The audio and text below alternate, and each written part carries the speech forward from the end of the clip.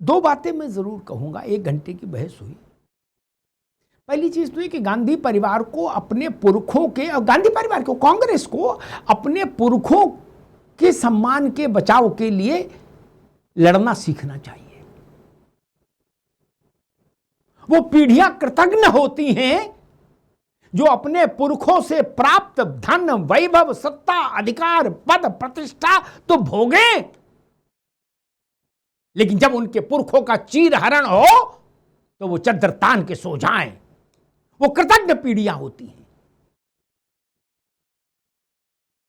ऐसी कृतज्ञ पीढ़ियों पर सिर्फ शर्म की जाती है इतिहास में। बता दे कांग्रेस के लोग कि वो इंदिरा जी के सम्मान में लड़े हों कभी, जवाहरलाल नेहरू के सम्मान में लड़े हों कभी? नहीं। अरे आप तो सोनिया जी के सम्मान में नहीं लड़े, वो तो अभी जिंदा हैं। खड़गे जी ये तो कहते हैं कि हम सोनिया जी की कृपा से जाएं जो कुछ हैं। अरे चाचा, तो सोनिया जी के लिए कभी अनशन पे भी बैठ जाओ, खाना छोड़ दो। नहीं करोगे जी में डूब मरे, अभी नहीं करोगे, बातें सारी करोगे लेकिन ये नहीं करोगे। एक दूसरी चीज मैं कहूंगा कि राहुल गांधी को लेकर इंडिया अलायंस में कुछ खदबदाहट तो है, ये सच्ची बात है, खदबदाहट है। राहुल जी को सोचना चाहिए। खड़गे जी को मैं उल्लेख नहीं करता, वो स्थानापन्न व्यवस्था है, ठीक है। वो भी जानते हैं कि वो कैसे हाईकमान है, और बाकी भी जानते हैं कि कितनी कमान है उनके पास। पश्चिम बंगाल ने आपको में तृणमूल ने आपको अलग कर दिया, क्यों? गांधी परिवार ये रिश्ता बचा नहीं पाया कि नहीं नहीं ममता जी हमको भी रखो अपने साथ? नहीं हो पाया ना। खड़गे जी के सिर पर थोड़ी ना इसका बिल फड़ेगा, बिल तो राहुल गांधी के ऊपर ही फड़ेगा, क्योंकि खड़गे जी के पास तो उतना, मुझे नहीं लगता कि उतनी स्वतंत्रता उनको हासिल है। फैसले तो गांधी परिवार ही लेगा, क्योंकि ये बात खुद खड़गे जी कह चुके हैं कि मैं हाईकमान से बात करूंगा। इट मींस वो मानते हैं कि मैं हाईकमान नहीं हूं, मेरा जो हाईकमान है मैं उससे बात करूंगा, तो बात खत्म हो गई। इसलिए मैं दोष उनको नहीं दूंगा, बुजुर्ग आदमी को। और तीसरी बात मैं कहूं अभी मुक्तेश्वरानंद जी की, वो विषय अशोक जी ने उठा दिया। आशुतोष महाराज ने मुकदमा लिखाया, 2 नाबालिग बटुकों का जज के बंद कमरे में जज के सामने बयान हुआ है। इसमें भाजपा, सपा, बसपा, कांग्रेस का क्या लेने देना? क्या लेने देना भाई? जिसको समस्या हो वो भी जाए कोर्ट में एप्लीकेंट बने।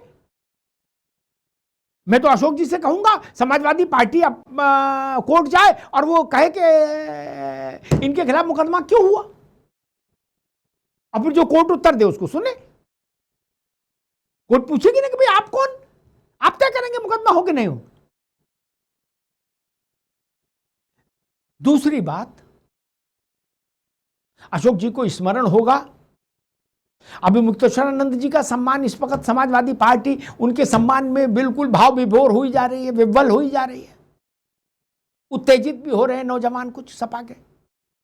वहां बनारस के जो जिलाध्यक्ष है समाजवादी पार्टी का, वो कह रहा है कि अगर बाबा की गिरफ्तारी हुई अभी मुक्तेश्वरानंद की तो पूरे प्रदेश में हाहाकार मचा देंगे।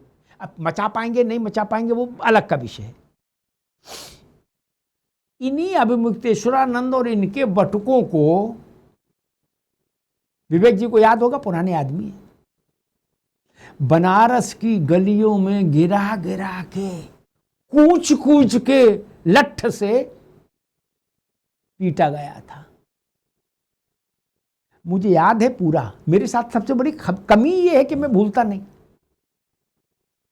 और जब ऐसा दृश्य हुआ था तो अभिमुक्तेश्वरानंद जी और उनके बटुकों के सम्मान के लिए मैं लड़ा था।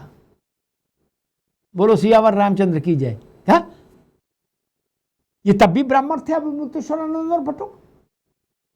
तब समाजवादी पार्टी को समझ नहीं आया था कि ये ब्राह्मण है, इन पर लाठी ने चलाए। तभी समझ नहीं आता ये पूज्य संत है। तभी समझने आते सनातन के प्रतिनिधि हैं, नहीं ना। दे लाठी दे लाठी, घायल कर दिए थे बटुक। मैंने घायल बटुकों को दिखाया अपने शो में, रोते हुए बटुक। माघ में तो लड़ाई हो रही थी, वहां चीत्कार हो रहा था बनारस में, चीत्कार करुण क्रंदन।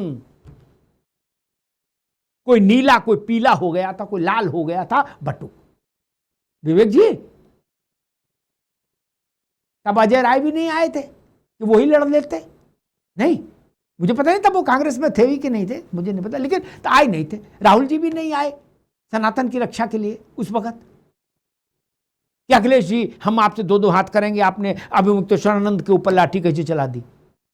वो भी अपना कुल्फी खा के आराम से है, और चलने दो यार, बचने दो, लाठी अब से क्या लेन देना। आज सबकी बाहें फड़क रही, बोले कालर, बोले कप मोड़ो। क्यों? बोले जाना है बनारस अभिमुक्तेश्वरानंद की लड़ाई में। अब भाई जिसने जो किया, जो जस करी सो तस फल चाखा। नहीं, फैसला अदालत करेगी। अगर पल्लवी सिंह के लिखे से सजा हो तो मैं खिलाफ खड़ा हूं। योगी और मोदी की सरकार के फैसले से अभी स्वामी जेल जाए अभिमुक्तेश्वरानंद तो मैं विरोध करूंगा। अदालत की फैसले से वो बरी भी हो सकते हैं, जेल भी जा सकते हैं, उस पर फिर मैं टिप्पणी नहीं करूंगा। क्योंकि मैं मानता हूं फर्स्टली एंड लास्टली कानून से बड़ा कोई नहीं। हमने सिर्फ दो लोगों को छूट दी है कानून से पद पर रहते हुए। वो दो लोग कौन है? अरविंद जी जानते हैं, भारत का राष्ट्रपति और राज्यों के राज्यपाल, वो भी पद पर रहते हुए थे।